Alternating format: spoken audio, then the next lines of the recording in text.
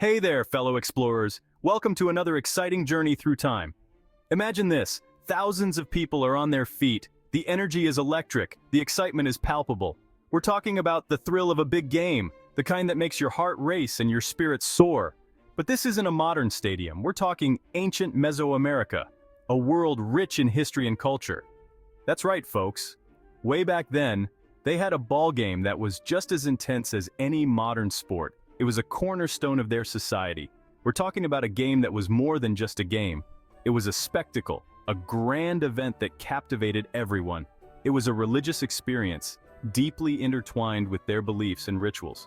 It was a matter of life and death, with stakes higher than we can imagine today. Intrigued? I know I am. The more we learn, the more fascinating it becomes.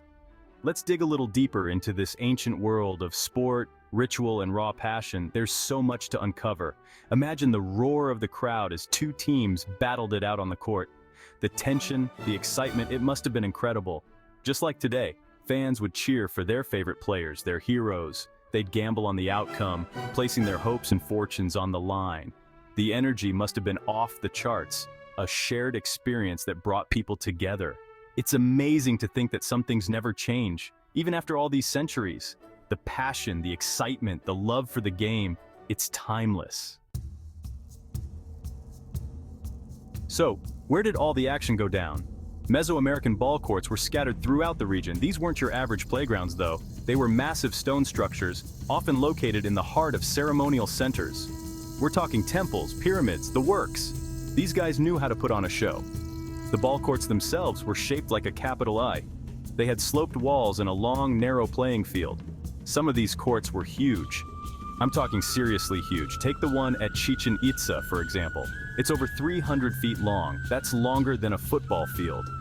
These structures weren't just for games, though. They were also places of ritual and ceremony. Now let's talk rules. The basic idea was to get a heavy rubber ball through a stone hoop. Sounds simple, right? Wrong. Players couldn't use their hands or feet. They had to use their hips, elbows, and knees to move the ball. Talk about a workout.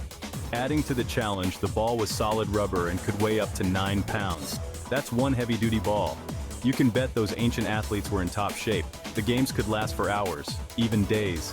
Imagine the stamina required to keep going. It was a true test of endurance, skill, and strategy.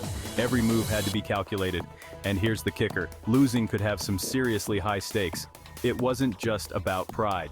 We'll delve into that more a bit later. Stay tuned, folks. There's much more to uncover about this fascinating game. Section 4. Gearing up for the gods. Now let's talk equipment. These guys didn't just show up in their gym shorts. They suited up in elaborate gear. We're talking padded helmets, thick gloves, and knee protectors. Remember that heavy ball we talked about? Yeah, protection was a must. But there was more to their gear than just safety. Many players wore costumes and headdresses that represented animals or gods. Think jaguar pelts, feathered headdresses, the works. This wasn't just about winning a game, it was about connecting with the spiritual world. Section 5. Ancient rituals meet modern fandom. So why all the fuss about a ball game? Well, for the Mesoamericans, it was about way more than just scoring points. This game was deeply intertwined with their beliefs and their understanding of the cosmos. Think about it. The ball itself represented the sun. Its movement across the court symbolized the sun's journey across the sky. The players? They weren't just athletes, they were seen as warriors, priests, even gods in human form. And the stakes, they could be incredibly high. We're talking life or death. Some scholars believe that the losing team was sometimes sacrificed to the gods. Talk about pressure. Section 6. The enduring legacy of the Mesoamerican ball game. The Mesoamerican ball game might be a thing of the past, but its legacy lives on in many fascinating ways. Today, archaeologists are still uncovering new ball courts and artifacts, piecing together the story of this ancient sport. Each discovery adds a new chapter to our understanding of how the game was played and its significance in Mesoamerican culture. And guess what? People are still playing a version of the game today. This modern adaptation is known as Ulama. It's called Ulama, and it's keeping the spirit of this ancient tradition alive. Pretty cool, right? Players dress in traditional clothing and follow rules that have been passed down through generations. It just goes to show you, some things never really go out of style. the excitement and passion for the game remain as strong as ever. So the next time you catch a game, remember the ancient Mesoamericans.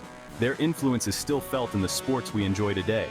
They were playing for keeps centuries ago, and their passion for the game is something we can still appreciate today. The enduring legacy of the Mesoamerican ball game is a testament to the timeless nature of sports and human connection.